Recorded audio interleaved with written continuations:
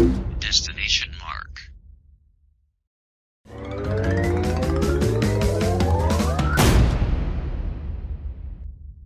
Hey guys, how's it going? Marcelo here, and welcome to episode 4 of the Bandicast. Today I have a really cool guest with me. If you've been around the internet and tried to look up Crash stuff, whether it was stuff about rumors, teases and whatnot, you've probably seen his videos. When he's not streaming nowadays, he's trying to vie for Bloody Roar coming back.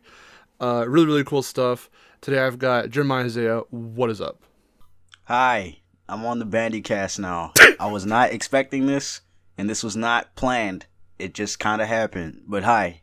That is true because of the fact that it's been a while, and every so often you'll once in a blue moon, like when something crash happens, you kind of cover it, but it's like there's been a transition. There's definitely been like your job's been done essentially with Crash, and yeah, that's exactly what I tell people. Like, my job's done. Like, if you want to watch other people go in depth about the details that are surfacing regarding the newest title, you can go watch those YouTubers. I'm not gonna say any names, just out of respect. But I personally just can't go into that much detail about things I don't find super duper important or crazy. Yeah, I like the other people that create content on this the Crash series, but yeah. No, I just think it's cool how you basically kind of pioneered that. All of us that are doing it today probably wouldn't do it in the style or the way we do it if you didn't come on. And what year did you start going like, okay, I want to do like coverage on Crash stuff? All right, so I started doing content in 2011, but that was my Pokemon days. And then it was 2012. I want to say around September or October or something. I think it was before PlayStation All-Stars released. But basically, I did PlayStation All-Stars content based on Crash Bandicoot, quote-unquote, leaks, which were really photoshops of him being in the game. And I was a very gullible person, young teenager back then. So I didn't know what Photoshop was. I didn't know people had the talent or creativity to create these things, photo manipulation and all that, which is ironic because I'm certified in Adobe Photoshop. I was the first junior, I think, in high school to get certified in that shit. So, it kind of puts things into perspective now. But yeah, I started doing content on PlayStation All-Stars about Crash being in the game. Whoop-de-whoop, no surprise, he wasn't in the game. I campaigned for him, even Spyro, even though I wasn't a fan. But I campaigned for both of those characters, but mainly Crash Bandicoot to be in PlayStation All-Stars at one point afterwards, even after the game released, because, they were still doing DLC support. And then after All-Stars dropped and I played it and I liked it and everything, I just... It was... Okay, so a little backstory. Mm-hmm. At my late grandmother's house, my cousin who lived with her had a fat PS2. That fat PS2 also had Crash Twinsanity on there. So when PlayStation All-Stars was around and Crash Bandicoot was rumored to be in PlayStation All-Stars, I remembered who the character was because I forgot about him after some time. But I do remember playing Tag Team Racing on my PSP a lot like a crackhead down South Baltimore. But I remember who the character was after PlayStation All-Stars, essentially. So I went out with my grandmother and we got Twinsanity at this weird, obscure shop or whatever. And I played it on PS2. And then after that was when I started doing content, shortly after PlayStation All-Stars is released or shortly before PlayStation All-Stars is released. And then it was around 2013 I started just talking about anything Crash related, even if they were not really great videos. But I did it anyway because I liked it. I was passionate about it. Yeah. Even if my videos were flawed and even if I was very gullible and fell for things that were not, actually to be. So... yeah, it was 2013 up until 2016, and I remember when I did I took a hit. I don't know if you remember, but I created like some stupid it wasn't stupid. It was pretty cool, but I created like a hype video like a night before E3 2016. I think so. Just betting. It was it had clips of like cutscenes from Tag Team Racing and I think a few other Crash games, but basically, and it had some music in it, and it was. I was just confident. I just knew he was going to come back at E3 the next day, and he did. But 3 years prior, 3 years prior in 2013, I did a video talking about how it was evident that he was coming to PS4. And then I teased, it was just a different time. It was a different energy back then, compared to now. So yeah. then there wasn't really anything happening. We just went off of whatever popped up online, even if it was fake. Like, even with that weird Skylanders Crash Popeye looking poster in Vicarious Visions' office at one point. That was a weird ass time. And I remember at one point, now this is actually lost media, this is lost in time, but I did a video talking about Crystal's Wrath before I knew it was actually Crystal's Wrath, because I thought it was a leak for a new Crash game. And really? Yeah, and I did a video like just posting the screenshots, showing the screenshots online and shit. And needless to say, it was not a good decision. I'm cool with Jump Button and Pat Strikes Back, but at the time they didn't know who I was, and I wasn't surrounded the most influential people, so it wasn't. I think I was getting tricked. I've had a rough past when it comes to this series, but I've met some great people because of it too. So I mean, I can't really complain too much. Yeah. Yeah, no, the space was way different, and it hasn't even been like about 5 years. Yeah, sure, 2013 even, so 8 years, so about almost a decade. But yeah, not only was like everything in the world and the internet and all that just in a different space back then, but when it came to fighting for things like Crash and everything, there were different people. There was a different energy. Because when I started around the time of the, I think it was that fake Japanese virtual console thing with the Wii U with, oh my, bro, Huge oh Adventure. my, that was so bad. I can't believe I thought that shit was real. Like, that was like 2013 PlayStation All-Star leaks, like, but on the next level. Like, that was crazy, bro. No, and that happened not long after the Arte Omni Rayman Smash Brothers Wii U thing. So yeah. when I made that video, my approach to it was, okay, I'm not getting hyped over the fact that oh my god, a thing for Crash is happening. I was really trying to think like 3 steps ahead, like what will this mean for the brand? How is this the start of the revitalization? Because I'm like Crash has the history. People had the whole hashtag Crash for Smash trending. I was like, if this happens and his re-entry into the industry is through Nintendo, that ain't a bad thing. And it's not PlayStation. Obviously, even if people got mad at that, I don't even care. If this was the way it happened, but it being Nintendo, still made sense. Still would have been fine. Still could have been really cool. Yeah, I would have been open to it. It was just, it was so different. It's kind of nostalgic in a way because like that was when my channel really took off in the direction of like what I'm doing now, and I'm glad that I started covering stuff. It took me a while to get into, bringing Crash into my channel and to discussing things about him, because of I've told this story on the first Bandicast, and we can get into it later down the road with one of the questions I want to ask, but.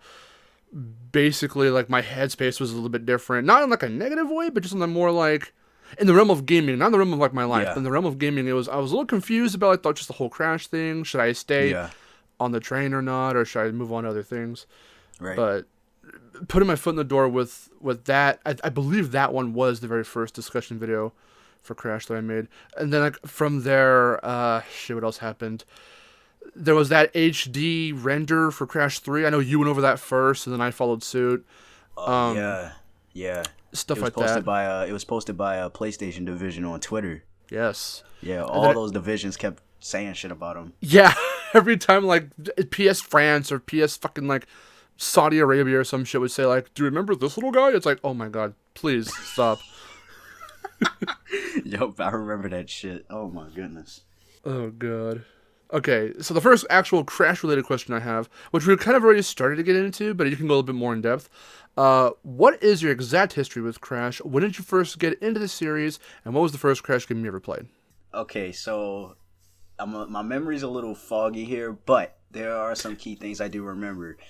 I remember being with my cousin Gerard, and he had the Huge Adventure, Tranced, and I think even Crash Purple Ripto's Rampage on the Game Boy Advance. I was at his house.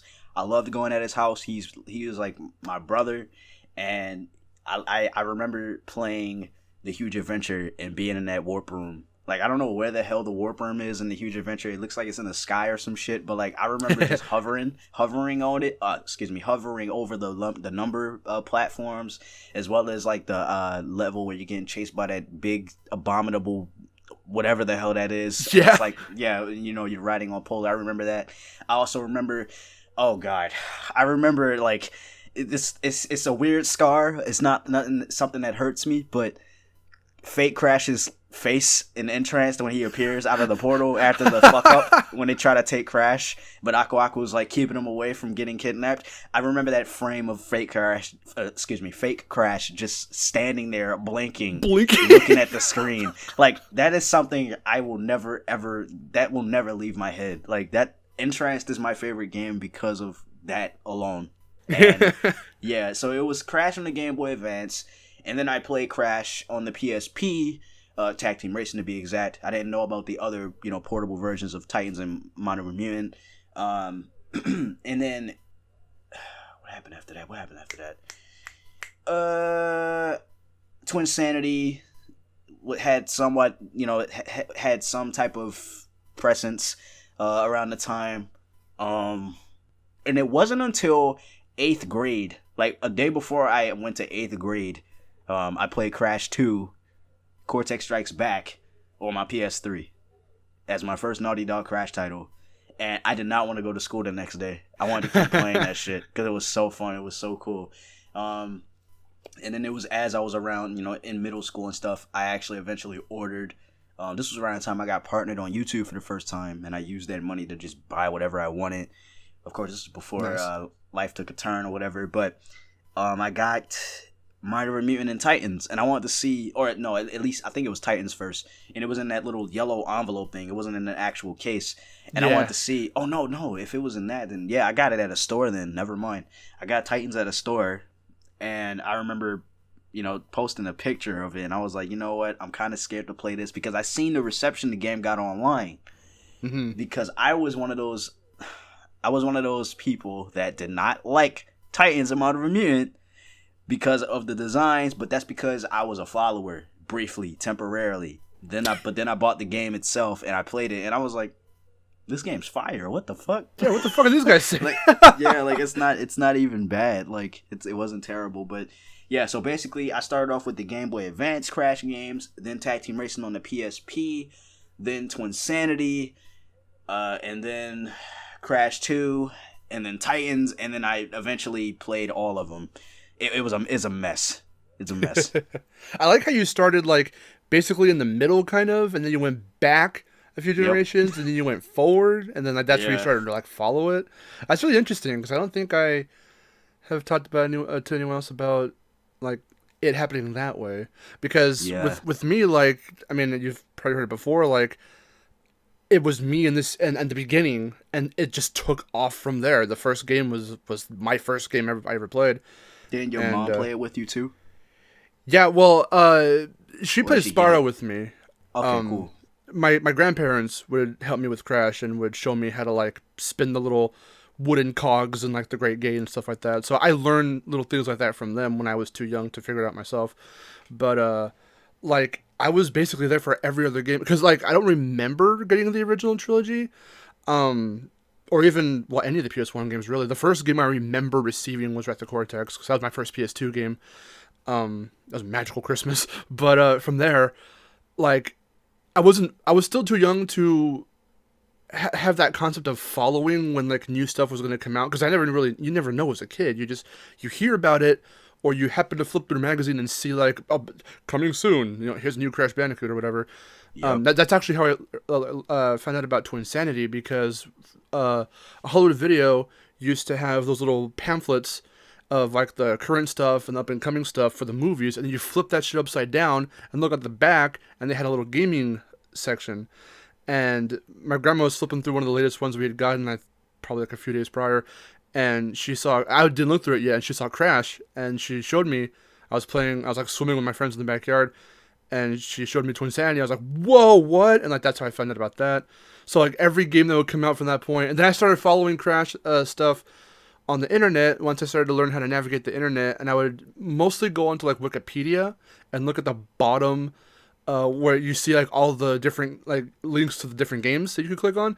But I would check it to see if anything new would be added, because once a page was added, I knew a new game was coming out at that point. So that's how I found out about Tag Team. I think I found out about Titans that way for sure. I remember that. And I don't know if it was because I was just that much of an optimist or I was that impressionable, but I never had an issue with the Titans designs. Um, Especially because I had slow ass internet. So Yeah. every time I clicked on a character, like a Wikipedia link to one of the characters, and they would show their latest designs, it would like slowly come in line by line. And when I finally got to really like see what they looked like, I was like, "Whoa, they look way different. That's awesome." Yeah. Yeah. So That's dope, man. Yeah. Titans is actually one of my favorite Crash games. I love And it. I actually really, really like the designs. The designs in that game, aside from one that I'm not gonna mention, but it's the elephant in the room, and you know, he's very small. At least his name is. If you know what I'm talking about. But yeah, other than that, Titans and MOM, solid, decent. Yeah, they're good. There's another thing I wanted to mention actually. Yeah. All right, so to be honest, bruh, now when it comes to this game, this is very sensitive. This is a very sensitive topic within this context of this series, but I'm gonna make it very brief.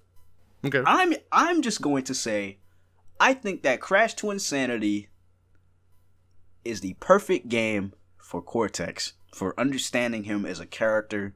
I think that game nails it in terms of presentation when it comes to Cortex, because I look at Twinsanity as a Cortex game. Oh, definitely. And you know, there's nothing wrong in any type of media, whether it's a cartoon, anime, whatever you want to call it, any type of cartoon, period.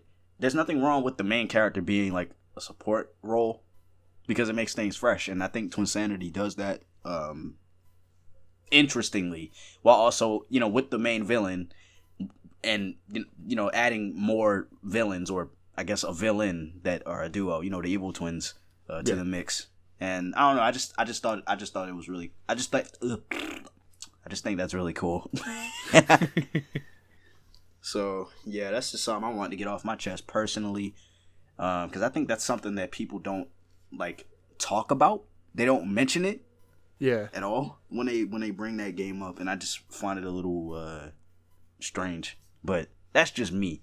Well, because arguably he has the most dialogue in the game, and Yep. since you're partnered with him like at least like 90% of the time, arguably a little bit more, but like it is sort of a character study, and it's like one of the only real games that focuses not just on his backstory and how he's connected to the evil twins, but like just it gives us this kind of look at his incentive to work and experiment with animals. Seeing as they were his first experiments, and then we see how that leads into him wanting to mutate animals and figure out how their minds work to make them do his bidding and whatnot. It all starts with Twinsanity in that sense. Yeah, And I agree. Twinsanity is canonical, so this is basically like his origins officially. Yeah, I would even go as far as to say, because a lot of people call it. Oh my god, I hate saying this. A lot of people call it the last best Crash Bandicoot game. But I would go as far as to say that it's such a contrast from what we knew Crash for prior, including with Wrath of Cortex, 4 and down to 1. Yeah. And, maybe even one of the Game Boy Advance games.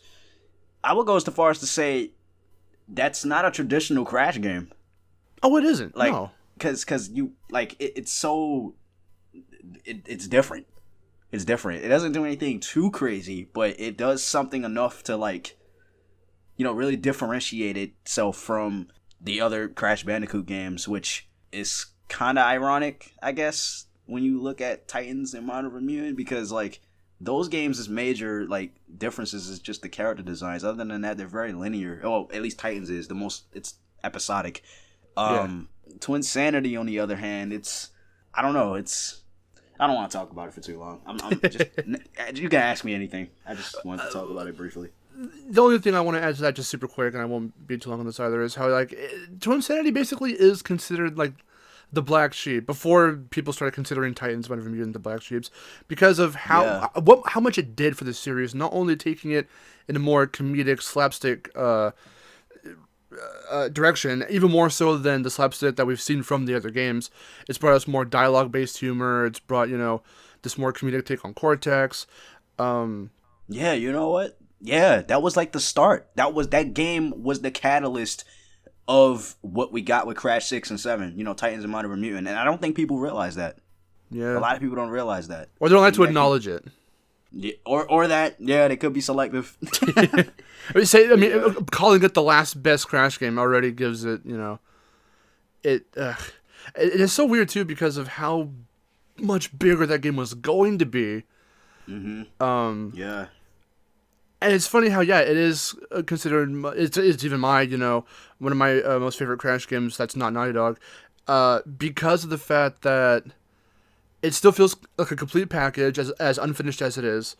Considering all the shit it went through in development and everything, it still has a beginning, middle, and end. It still has, and it still has that, it carries that tradition, which now Crash 4 is trying to somewhat, come in and meddle with, not in a bad way, but like how certain Crash games will end in this really weird, bizarre way, and the next immediate game will just like retcon all that, like it never happened.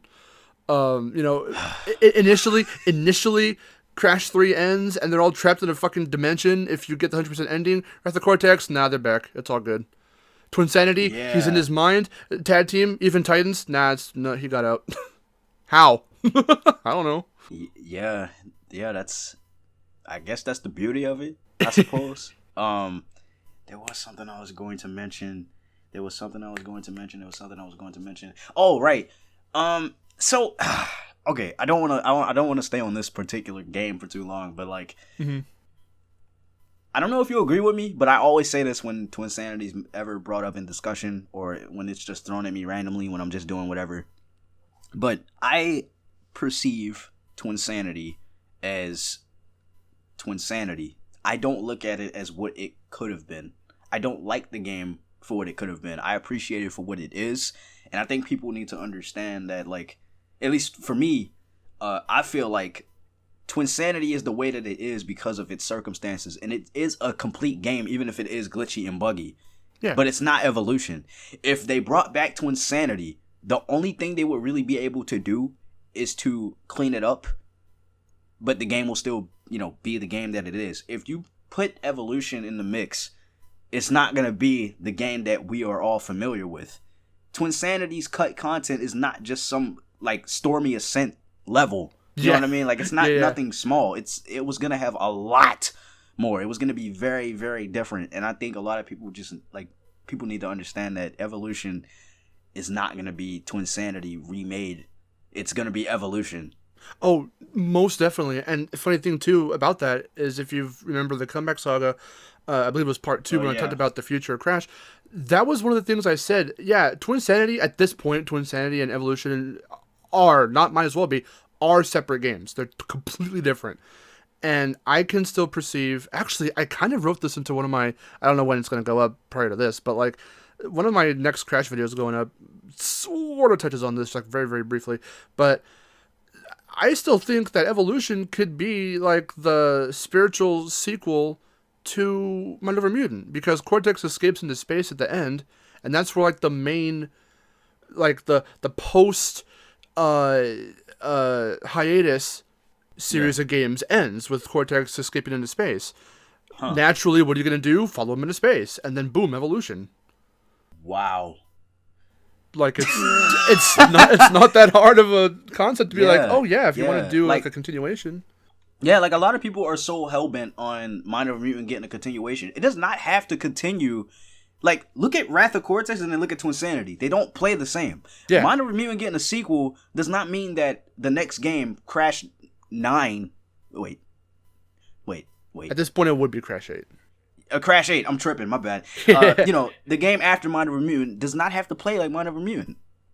Yeah, no, exactly. Like, no one, like, talks about that because they're so scared that, like, they would do that. They can't do that. They wouldn't do that. I don't think they would do that unless they were Radical or something. But then they did try it. Radical did try something, and then we all know how, that landed. You know what I mean? So, that's unfortunate. Yeah. But, they were going to do different things. It was going to be different after Mind Over Mutant regardless. But... I mean, it's one of those what-if scenarios. You think about it and you go, that could work. At this point, Yeah. though, with the way Crash 4 is going, this is exactly one of the things that I talk about in this upcoming Crash video, is like, with the way Crash 4 is going to progress when it comes out soon, after that, like, what's next? Will there be, like, some sort of a sequel to It's About Time? Or are they gonna... Yeah, Is it's Toys like for they Bob gonna throw it back to, like, VV or Beanox if we're gonna get some otherly one-off game or something? Or... Yeah, that's why this is kind of confusing. Like, I honestly don't think they should have called it Crash 4. That's just me. Because now it seems like they're taking... It's like they put Crash 4 in a line. Excuse me. They put Crash 4 within a line after Crash 3, 2, and 1, and they're at lunch. And this other random Crash 4 comes up and just knocks Wrath of Cortex out of the line and took his spot. So now it's like they're taking... They're making another like continuity or some shit, and like I don't know what they're gonna do if they make another Crash game after this and it's called Crash 5. That this is the new generation's basically this is the new generation's like Crash timeline essentially, and the OGs will have to live from 1 to Wrath of Cortex to Twinsanity all the way up to Minor Mutant, never to really see a true follow up. Yeah, that's shit like that. That's kind of sad. Sorry, keep going. No, I was just saying that's kind of sad when I put it into that when I put it into that perspective. But that's well, what no, it kind of it's feels true. Like. It's true because you've got that's what I said earlier. Post hiatus, that those 8 years, and that'll be a question later. Trust me, that hiatus really did a number on the series. Not necessarily like in a very gray area kind of way, because not only in that time where we're going to be getting new projects that just didn't go anywhere and completely died, but it effectively, once we got the revival in 2016, it split everything. So all of the stuff we know from back in the day, I'm going to now be calling post-hiatus. Or sorry, pre-hiatus. Yeah. Everything now with the remasters and with Crash 4 is now post-hiatus. And I still believe, like I was saying with Evolution, or however you want to try and do it, if they decide with the direction of the series that they want to revisit pre-hiatus stuff, namely the ending of Mind Over Mutant, you don't have to make Mind Over Mutant 2 or Crush the Titans 3 and bring back the Titan stuff. It would be interesting to see what they could do with it nowadays, but... I mean, if you've seen, you probably haven't, and I wouldn't, blame you. People still, even today, are complaining about the Crash 4 designs. So that stuff is still very much alive, which is very unfortunate. They're gonna tear any kind of Mind Over Mutant Titans related thing that's like in that version of the universe. They're gonna tear it apart, and that's gonna suck. Because I thought that shit was over. Like you and I, we've made videos on defending those games. Yeah. A long time ago, and I thought our job was done. Apparently not. Nope. It's just, oh God, man. Even the people who are like finding Crash now that weren't fans prior, and they're like younger, who are like in their 8, 9, 10, tweens, teens, who are finding Crash now, and they're very much the generation that the remasters are trying to get into the series to show them our childhood. Even they are looking at, Crash 4 and being like, well, this doesn't look like the insane stuff, and I'm like, guys, this is like the base of the designs and the art style.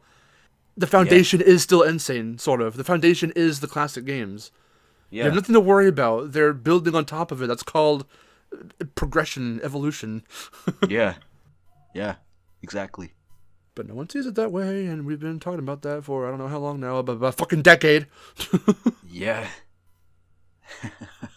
It's crazy, man. It's as much as things have changed, some things remain the same for better or for worse, and that's very telling in this day and age.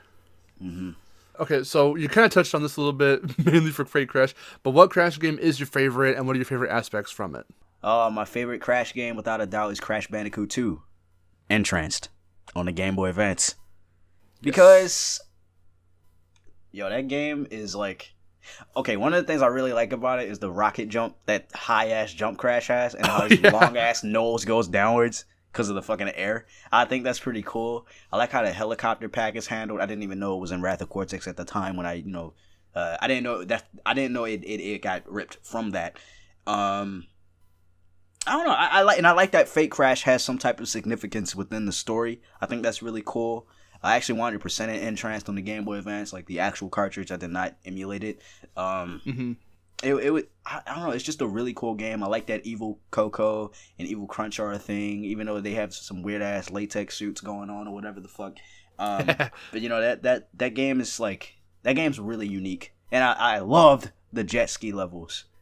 Loved the jet ski levels. Those levels were crack. I love those levels. But yeah, that game was just very unique, and it's always gonna hold a special place in my heart. So yeah, Crash 2 Entrance on the Game Boy, Vicarious Visions Crash. Yeah, he's gonna be there. He's gonna be in my heart forever.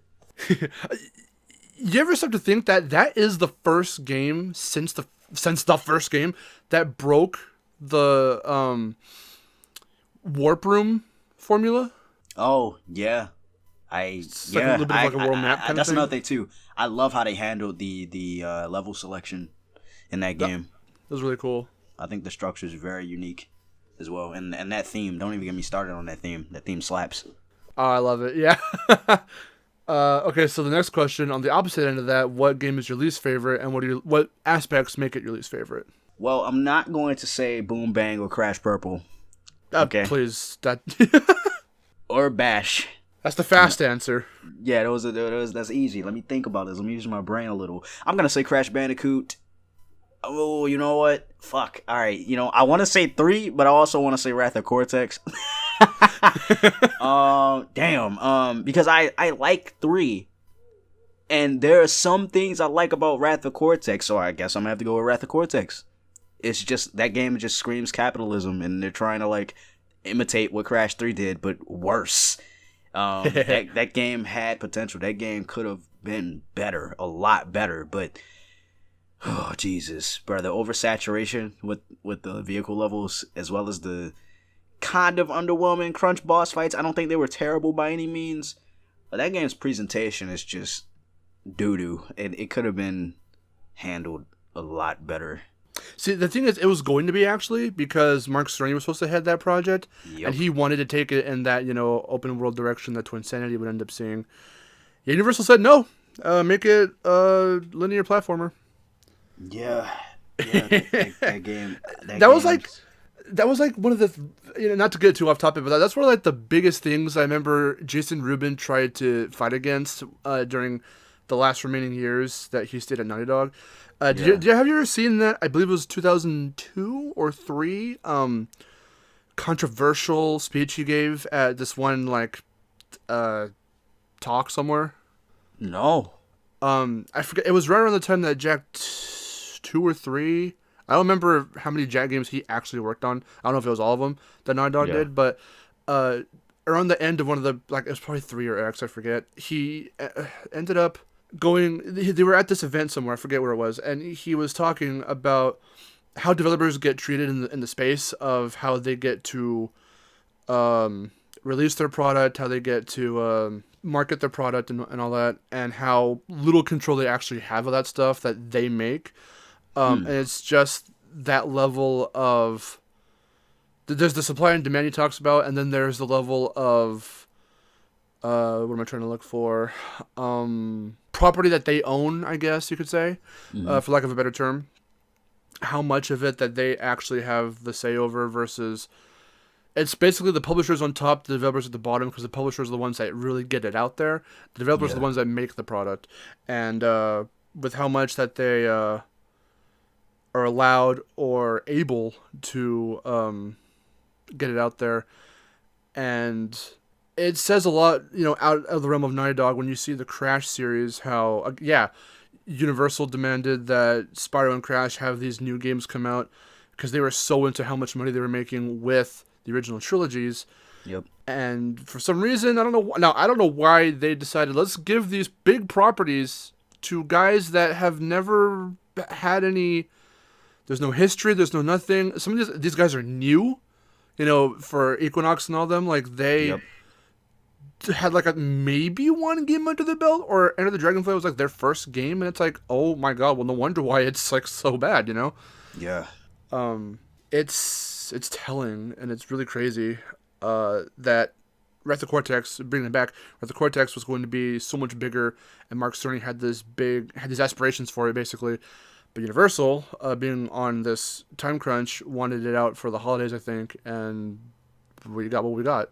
Not that it's fully bad, in my opinion, and even in your opinion. There are things that we both like about it, but you can see where some of it's copied from Crash 3, some of it is just worse than Crash 3 straight up. The controls aren't that great. Between all the ports, the quality varies, the loading times vary. Yeah, there's just a lot of like consistent and inconsistent there's just a lot of glaring holes. Yeah. In all the ports. Like the GameCube version runs what the fuck am I saying? The GameCube version doesn't even, it just has a text of loading. Yeah. Wrath of Cortex has a lot of issues all across the board on a lot of its ports, with the GameCube version running at 30 frames, sometimes 60. At least on the Dolphin emulator, it has a crisis. It doesn't know if it wants to stay at 30, in between 30 and 60, or 60. There's no background on the loading screen. With the Xbox version, there's these weird fur textures they got going on. I mean, I know why they went for it. And the GameCube and Xbox versions having that wombat cheat that doesn't work on the PS2 version, even though Crash was most notably known for being on the PlayStation console. That is weird that wombat cheat got taken out of the... Was it taken out, or was it just not included? It's not there. It's just not so there. Weird. It's very weird.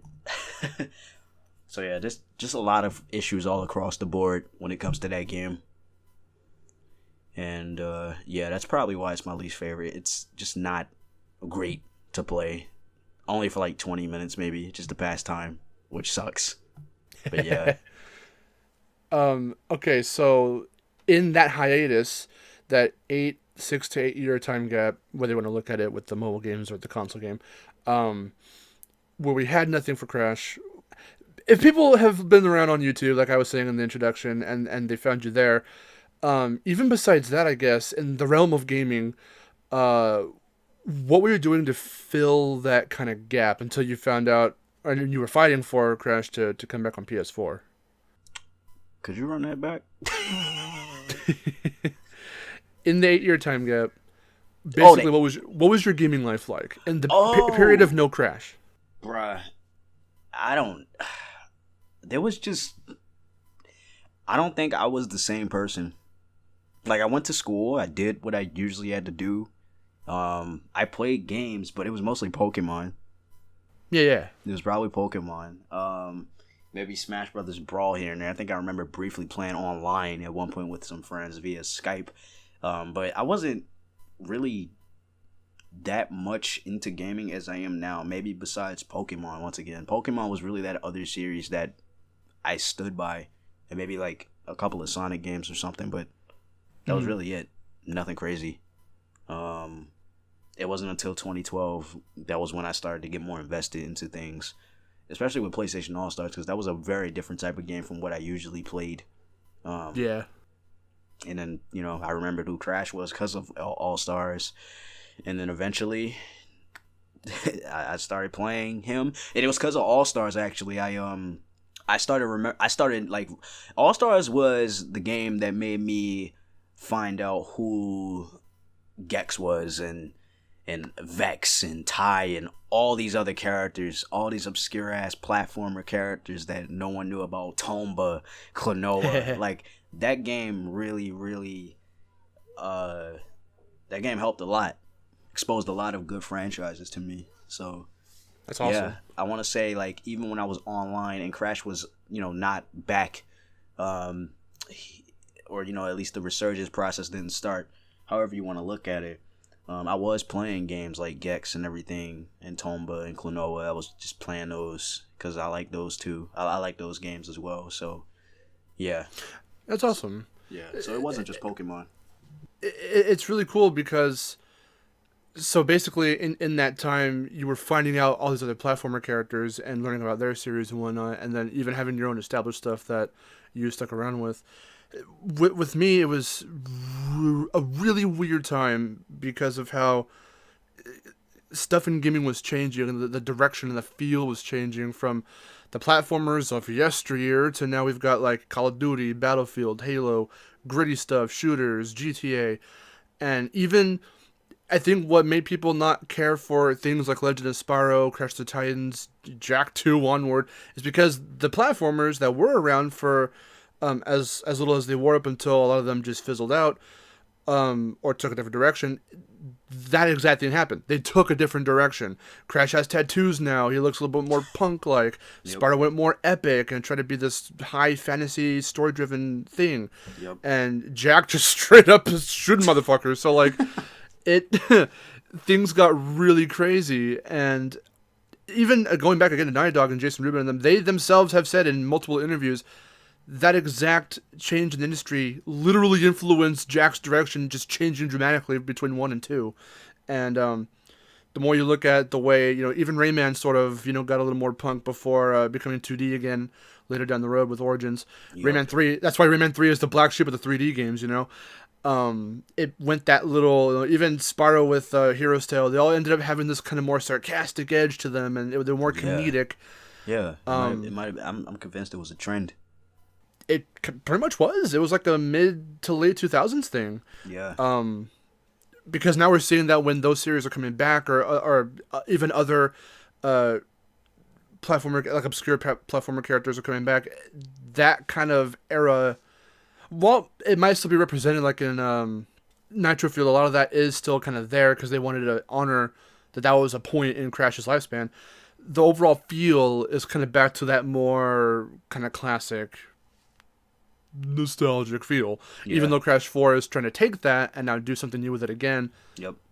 That is a little bit different, but in that time span, my whole thing was, should I keep following the cartoony platformers that are meant for kids, or should I try looking into the cool stuff what my friends in fucking high school are talking about and all that stuff? Not that I was going to be a follower, but in the fact that I felt that I needed to change. And I don't know why. And it's not like it got me on this big life level, but it was just in the realm of gaming. Yeah. But, like,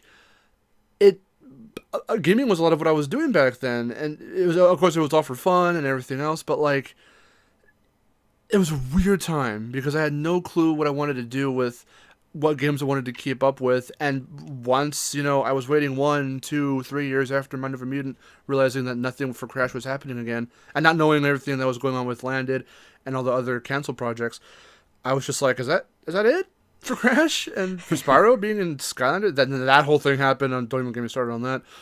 I was just like, what do I do? I'm not going to follow Skylanders. Crash has nothing. Yep. These are the two guys that have stuck with me, like, literally since I can remember picking up a controller. So, like, not that they were the only two I would ever play. Obviously, you got Tekken, Soul Calibur, Pac-Man, Rayman, all these other franchises that were still going on. But every time I wanted my platforming fix, it came down to those two, mainly, because they were just the ones for me, Yeah. And there was a time where I straight up was like, okay, well, I guess I'm just not going to even, whatever with Crash anymore, and let's try Call of Duty. I literally had that thought. I had this mental process. I went out, I bought Modern Warfare 2, because it was like the latest one at the time. What? I tried it, and it was so fucking boring. I just could not get into it. Yeah, it wasn't your cup of tea. It was not interesting. It ain't click. Even Even my neighborhood friends that I was hanging out with all the time, they switched over. They were kind of always in that sort of crowd, sort of, but like around that time it was super apparent. And whenever we went over to like one of their houses, we all gathered around and we'd watch the two of them of our little group like duke it out, and then someone else would switch and someone else would switch, and they would ask me if I wanted to play, and I was always like no, because I was not interested. But in the back of my head, I was like, I don't know, like I get the kind of thrill of just, it's one of the, like, face your friends, play with your friends, and that's fine. Of course, that can be fun, but for me, those aren't the games I found fun. I even dragged my brother into it and tried to get him to play with me. He just hated the whole experience altogether, and the more I was trying to get into it, I'm like, I can't. It's not for me. Yep. And I had this moment, I don't remember the day, I don't remember the year, but I had this moment funny enough, playing Titans. Yeah. Randomly. I was like, I'm going to revisit Titans, whatever. Yeah. Playing it, and I'm like, no, this is, these are the franchises for me. These are the characters for me. Like, I can't try and just get rid of them. Yeah. You know? Not that I was selling the games or anything, but I just wasn't following, Crash and stuff anymore. And there's not that there's anything to follow around that time. Anyway, so I just thought that era was dead and was ending. Yeah. But around that time, and so maybe I can put something of a year on it. It's not going to be exact, but like I was still in high school, but it was really coming to the end of my high school year. So it was probably about 2012, maybe 2013, probably about more like 2011, 2012. And that's where I was really like, yeah, no, I'm sticking with Crash. I'm sticking with Spyro. I'll just play these, what I have, until something else happens, if something else happens. And then that's, because then it started to line up. High school, 2013, I started Destination Mark. I started Vid Games, like all those channels that I've got now. Yeah. And like I said in the beginning of the podcast, I wasn't immediately working on Crash stuff because I was still like not too confident in talking about Crash. Right. Lest I get chastised on the internet, just being like, "Well, you like that baby shit? That shit's dead." Yeah, like I just kind of did it on impulse. I'm glad you did, because that fucking sparked so much. Yeah, bro. Like, it's all natural. If I had found you any sooner, you probably would have inspired me directly. And it's crazy to think because how everything lines up so funny how life works, where I get back into like, okay, I'm going to stick with Crash. Then I make my YouTube channel that I still have to this day. And then I start doing content, and then the teases. Yep. And that's where I was like, I want to cover this, and took off from there. Nice. Damn, bro. What an origin story. An origin story. It's crazy how all that works. Yeah, really. Okay, so I guess my final question is, now more centered around Crash 4. How excited are you to see it? What aspects are you looking forward to the most? And just what are your overall thoughts and opinions? Just as raw as you can possibly. I know you go raw, so just give everything out. Yeah, Don't so hold back. Crash Bandicoot 4, It's About Time. It's interesting. While it may not be something I necessarily agree with wholeheartedly in terms of the direction they're taking it, I can appreciate it, and I am going to acknowledge it, and I am going to get the game. I'm not gonna say I'm hyped for the game, but I'm very interested. I am keen for the game. I hope I enjoy it. I like what I'm seeing. I like the nods, even if a few of them don't make sense. But my only concern, one of my concerns is, I do hope that they iron out Crash's running animation. He needs a bit more frames on that because his wall running looks smooth. I love how like lively the game looks too. It looks amazing. Oh yeah. In terms of other characters being playable, I mentioned this in the what's his name? Lou Stewart, I think that's his name. Oh yeah, Lou Stutter. Excuse me. Lou Stutter. Lou Stutter. I mentioned in this the reaction video of him presenting the game and what we had to show when when they revealed Dingodile and everything. My only other concern with the game is that I hope the extra playable characters do not feel like chores, especially Cortex and Dingodile, because even though Dingodile wasn't playable in Twinsanity, it did feel like a chore playing as Cortex in Twinsanity, even though that was his game primarily. And I hope I don't get that same feeling when I play as these extra characters. I'm doing a complete Coco run when I play that shit, by the way. But I'm definitely interested to see how the game plays and how it feels, because I didn't get a demo for it or anything like that. Yeah. The water levels, the platforming water levels, I am not looking forward to playing those. I probably won't play those. I'm looking forward to playing The Blob Crash Bandicoot Edition. That looks cool. I'm glad that I made the exact same comparison immediately in my reaction video when I saw it. Yeah. I was like, that shit's The Blob. Yeah, that's pretty cool. Sorry if you hear a helicopter in the back. The city never sleeps. let's see here. My overall thoughts or opinions on the game, I'm gonna get it, and I just hope that it's not bad. I hope it's not bad. That's it. I mean, yeah, that's valid. Yep. Yeah, I'm not. I'm gonna get it, and I'm gonna play it. It's weird, like how you want like my thoughts on the game. You want my thoughts on the game so far because it hasn't dropped, but I'm pretty sure I'll probably have a different. I'll have different judgment, more concise opinion when the game is released in October. Yeah. So, yeah, that's about all I can say when it comes to Crash 4. I just hope it's a good game, and I hope they take the series in a solid direction after this, because this whole multiverse shit is, I don't know how exactly it's gonna end or pan out, I suppose. So yeah, I just hope it's not Wrath of Cortex reimagined. What I do like is you can already see small little inklings of a Wrath of Cortex kind of inspiration. There being 4 magical masks, stuff like that. Yep. I think that might be the only base thing they took, because they already knew ahead of time calling this one Crash 4 as well. Yep. I like to see this. I like to see It's About Time as not a retcon Crash 4, not the canonical even Crash 4. This is an alternate Crash 4, because like I was saying earlier, it's funny how everything gets retconned. Most endings to Crash games get retconned to the next one, and that's chalked up to the series being hot potatoed from dev to dev, so they have different ideas and different plots and different things. They try to follow the last ones. I mean, Twinsanity is a direct sequel to Wrath of Cortex, different developers, but original OG PS1 Crash 3, you beat the whole game with everything, you see them get sucked up into another dimension. Like I said earlier, Wrath of Cortex, they're okay. And that's just chalked up to classic dev to dev, all that stuff. But now this one is asking, well, what would have happened if, when they did escape? And that's what we're seeing in this one. So, because literally it's about time, they're going to rip a fucking... Of course they're not going to do it right, and they're going to fuck up the multiverse. And now that it's a multiverse story, and they're basically doing a Zelda, and they're splitting it now, it's going to be interesting to see, because we don't know the story. We know the synopsis. The synopsis being that they're escaping, they fucked up, different dimensions, and essentially the multiverse. Now Crash and Coco and Uncle Aku and the other masks have to put it back together. That's basically a synopsis. How are the events gonna pan out?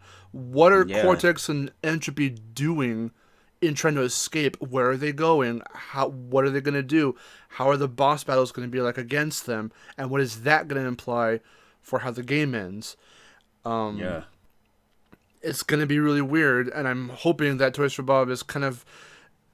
I hope that in them making this game, they're not solely focused on making this game, but it also, and I'm not saying this is a small task, it's a huge task, but forging this game and what this game is going to mean for forging any other games after it. Seeing as the very concept about this game is a multiverse story.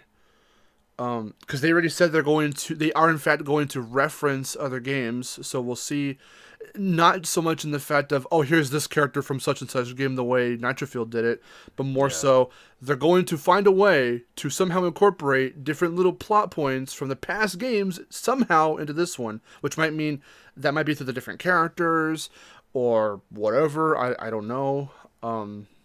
That's the thing, we don't know. Yeah. This could be a complete clusterfuck, or it could end decently. That's how I look at it. This could be terrible.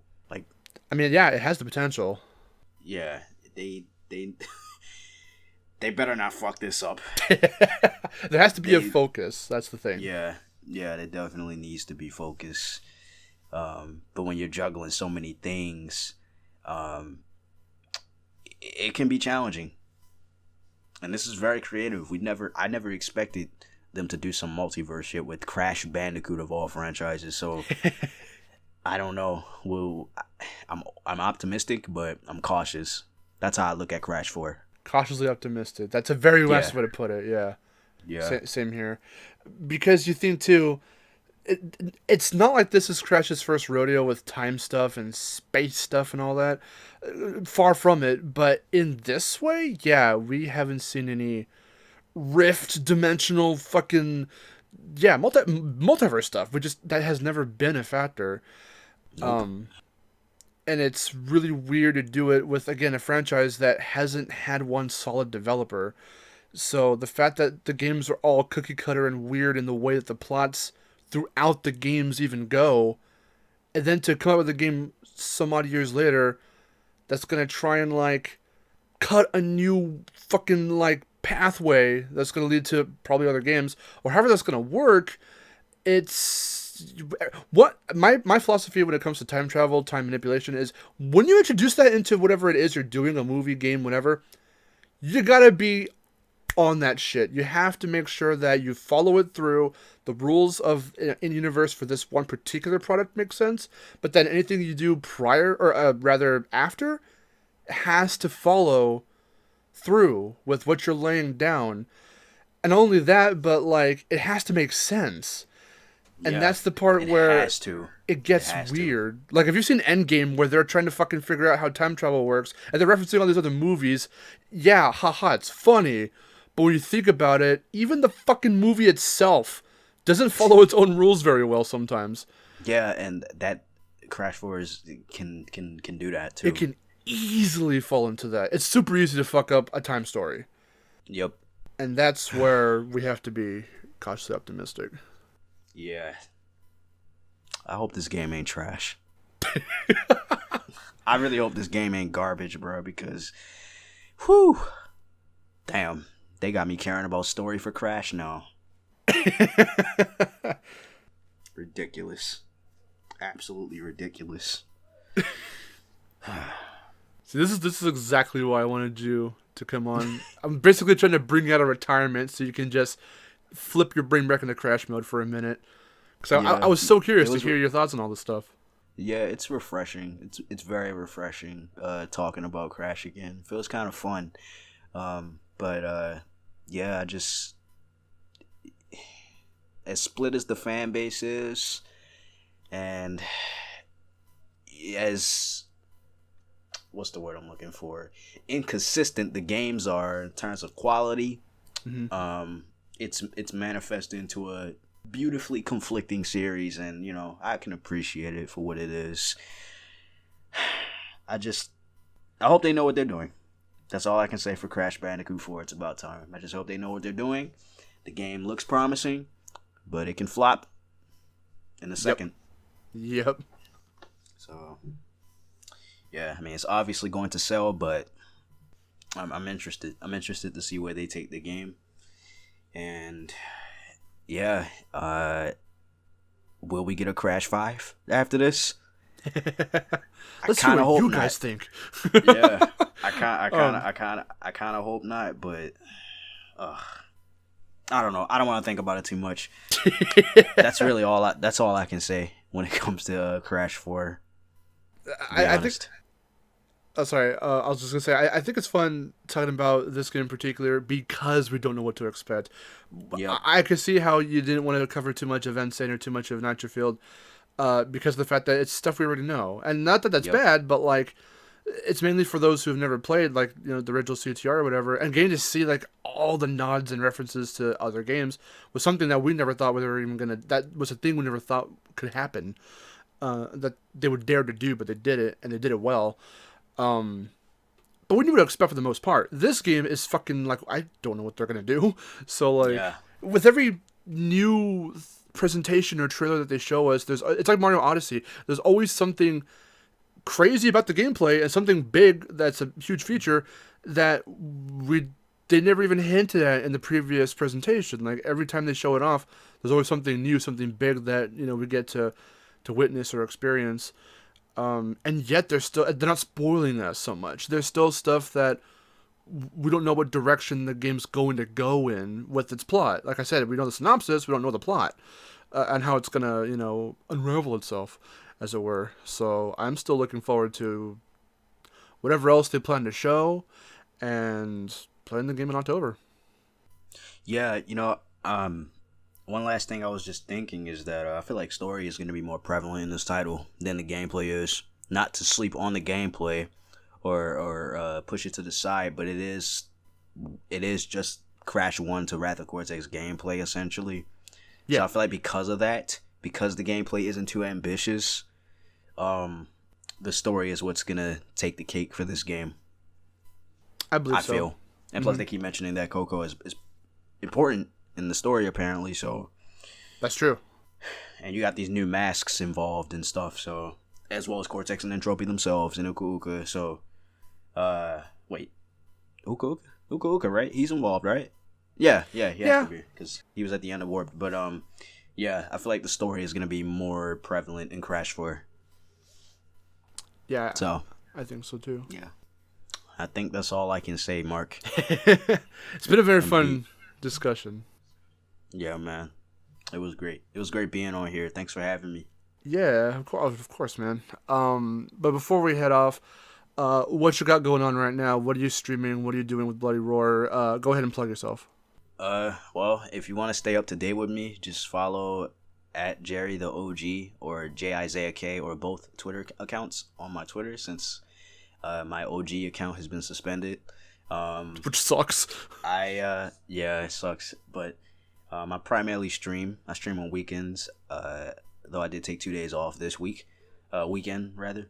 I do play Bloody Roar. I do play Crash. I play a variety of things within those respective genres, platformer genre and fighting game genres. But I'm still the same person as before I got into fighting games, or Bloody Roar, I suppose. As it was stated in the beginning of the podcast, yeah, I am pushing for a revival resurgence for that series, so that's primarily what I'm focused on. But I'm still dabbling in Crash whenever something does pop up. I really don't got much else to plug. Just stick around if you're interested. Yeah, everything will be in the description. Thanks. I think that's about it. Thanks so much for being on, man. I know, yeah, it was a very, I had you in the back of my head even before I started the application process, but yeah. I was like, I don't know if he's going to do it because it's Crash. And not that that's a bad thing, but obviously, there's a lot more you're doing now. And I'm like, the other voice in my head said, dude, he was in the scene. You got to get him. And I was like, I'll do it. Of course I'll do it. And it's funny, you have me on podcast 4, and that's one of my favorite numbers. I love it. So that's good, man. That's good that you have me. I'm glad you asked. Yeah.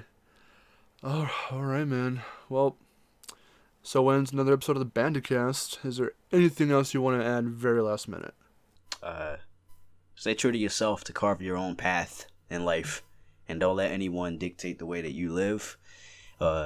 And enjoy what you enjoy, but be open to other people's thoughts or opinions on things, and do not let social media consume you, because it could be a good distraction.